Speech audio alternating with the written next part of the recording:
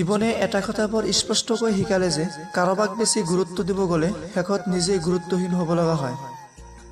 তোমাৰ অন্তৰখন বহুত মূল্যৱান। ইয়াত সেইজনকে ঠাই দিয়া যিজন ইয়াৰ উপযুক্ত বা ইয়াৰ যোগ্য। যিটো সম্পৰ্কত স্বাৰ্থ থাকে তেনেকুৱা সম্পৰ্কত ভৱিষ্যতৰ সপোন নেদেখাটাই ভাল।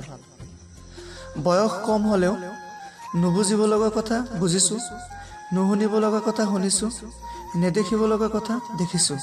বেলেগ একো নাই, মাত্ৰ পৰিস্থিতিয়ে বাধ্য কৰাইছে দুখীয়া জীৱন।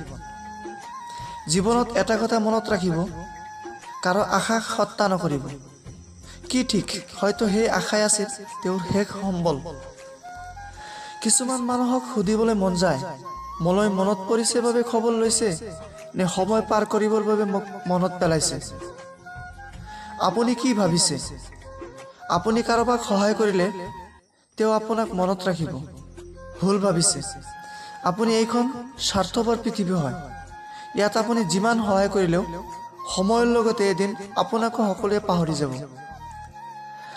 চকুৰ পানী সকলোৱে দেখা পায়, কিন্তু হৃদয়ৰ বেদনা কোনেও দেখা নাপায়। প্ৰতিটো আঘাতেই এটা শিক্ষা দিয়ে, আৰু সেই আঘাতেই এজন মানুহক সলনি কৰি দিয়ে। জীৱনত সেইসকল লোকেই বেছিকৈ কান্দে যিয়ে আল্লাহক নহয়, কোনোবা মানুহক ভৰসা কৰি চলে। So that take care and enjoy your life. 510 পক্ষৰ পৰা মই ইমদাদ। ভালেই থাকক, সুস্থ থাকক। জয় হিন্দ।